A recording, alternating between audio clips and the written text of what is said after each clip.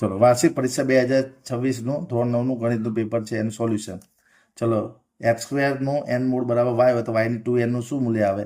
તો એન મૂળ આપ્યું ને તો આ મૂળ હોય તો એન છેદમાં લખવાનું તો એક્સની 2 છેદમાં એન વાયની આપણે 2n શોધવાની તો બંને બાજુ 2n ઘાત લઈ લો એને ઉડી જાય તો એક્સની 2 2 એટલે એક્સની શું આવે 4 તો જવાબ શું આવશે? એક્સની 4 જવાબ આવશે તમારો. બરાબર. a + b = 3 હોય ab = 2 હોય તો એનો ઘન વત્તા બીનો ઘન શોધવાનો છે. તો પહેલાં a² b² શોધવું પડશે તો પહેલાં આ બંનેનો શું લેવાનો? સ્ક્વેર લઈ લેવાનો. a + b નો હોલ સ્ક્વેર એટલે a² + 2ab + b². એની કિંમત છે તો a + b ની 3 છે, ab ની કિંમત 2 છે એટલે 2 દુ 4. 9માંથી 4 માઇનસ કરો એટલે શું આવે? 5. તો a² + b² મળ્યા પછી એનો ઘન વત્તા બીનો ઘનનું સૂત્ર મૂકો. a + b a² - ab + b². a + b બરાબર કેટલા છે? 3. અને a² + b² આપણે કેટલા મેળવ્યા? 5. અને ab કેટલા છે? 2. તો 5માંથી 2 જાય તો 3 3 તરી 9. તો આનો જવાબ આવશે 9. તો અહીંયા 9 તમારા બીમાં શું આવશે? 9 જવાબ આવશે. હવે સમતલમાં ક્રમિક જોડ આપી છે, બંને સમાન છે. આ સમાન ક્યારે હોય? જ્યારે x = y હોય અને y = x હોય એટલે મતલબ x અને y સમાન થાય. તો x અને y શું થવા જોઈએ? સમાન. હવે એનો ઓપ્શન કયો આપ્યો છે? x = 3 અને y = 3 એટલે તમારો જવાબ આવશે ડી. ચલો હવે ચોથો જોઈએ. 3x + 2y = -6 છે. એનો એક ઉકેલ ખાલી જગ્યા છે. હવે એનો એક ઉકેલ શોધવો હોય તો આમાં x અને y ની કિંમત મૂકવાની હોય જેનો જવાબ શું આવે? -6 જવાબ આવવો જોઈએ. તો -2 અને 0 મૂકો એટલે તમારો જવાબ શું આવશે? -2 અને 0. ચલો હવે બીજો જો પાંચમો. ખૂણો a અને ખૂણો b રેખિત જોડના ખૂણા છે. ખૂણો a = 140, ખૂણો b ના કોટિકોણો. એટલે આ રેખિત જોડના ખૂણા છે તો a 140 હોય તો b કેટલો આવે? 180માંથી 140 જાય એટલે શું આવે? 40.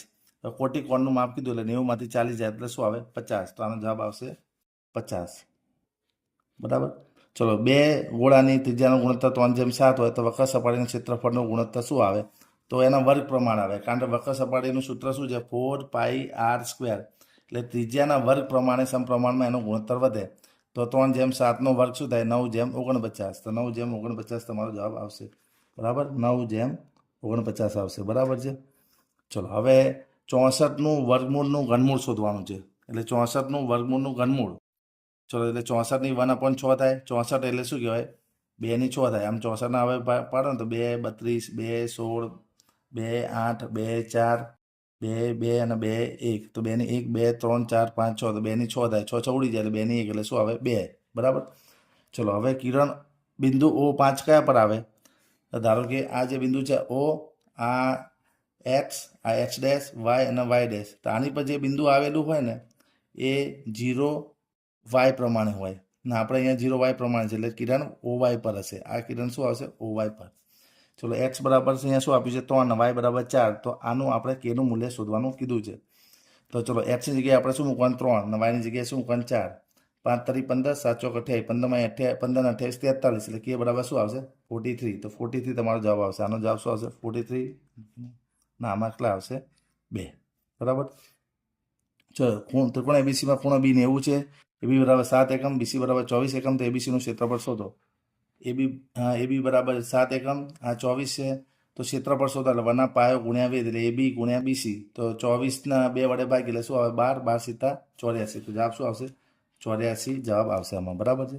અર્ધ પરિમિતિનું સૂત્ર a + b + c / 2. તો S = a + b + c / 2. ખાલી સીધું ડાયરેક્ટ સૂત્ર જ છે.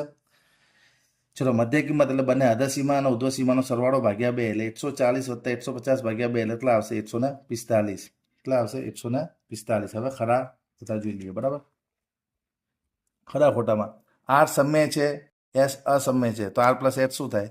તો R સમય હોય, S અસમય હોય તો સમયનો સરવાળો શું થાય? અસમય. એટલે વિધાન શું આવે? ખોટું. ચલો PA = 0 હોય તો વાસ્તવિક સંખ્યા એ બહુપદીનું શૂન્ય છે. તો સાચું કારણ કે x - a આવે. PA = 0 હોય તો એ એની શું થાય? બહુપદીનું શૂન્ય. ચલો બે ભિન્ન એકબીજાની છેદતી રેખાઓ એકબીજાને સમાંતર હોઈ શકે? તો સાચું. હોઈ શકે નહીં. સાચું કારણ કે બે સમાંતર રેખા હોય ને બે છેદતી રેખા હોય બરાબર તો બીજી કોઈ રેખા એને સમાંતર મળે નહીં. આને સમાંતર દોરો તો આને સમાંતર થાય નહીં એટલે શક્ય નથી. એટલે શું આવે? સાચું. ચલો એમાં શું આપ્યું છે? B = C હોય, BC = 5 હોય તો AC = 4 હોય તો પરિમિતિ કેટલી?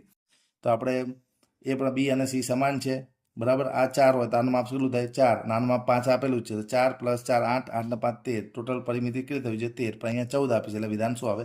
ખોટું. બરાબર. હવે આપણે જોઈએ 17માં જોઈએ.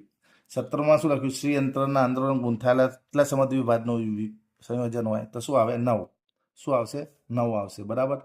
ત્રિકોણના ત્રણેય ખૂણાનો સરવાળો શું થાય? 180. એકદમ સરળ પ્રશ્ન પૂછ્યો. 180 અંશ.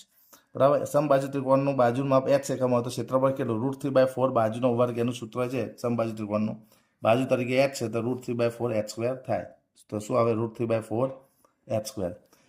ત્રિકોણ એબીસીમાં બાજુ એસી અને બીસીનો અંતર ખૂણો કયો? હવે એસી અને બીસી, આ એસી અને બીસી એનો અંતર ખૂણો શું થશે? ખૂણો સી થશે. એટલે ખૂણો શું આવશે? સી. હવે જોડકા જોડવાના છે. એક્સની 10 અને 20 અને બહુપદીની ઘાત. સૌથી મોટી ઘાત આ થશે.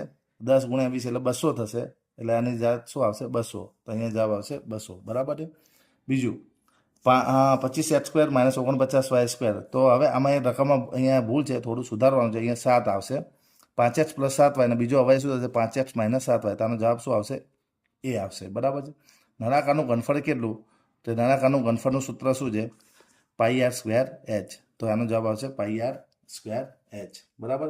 શંકુની કુલ સપાટીનું ક્ષેત્રફળ કેટલું? તો πrl આવે. એટલે આ રીતે તમારે જોડવાનું આવશે. અહીંયા આપણે સેક્શન એનું 24 માર્કનું સોલ્યુશન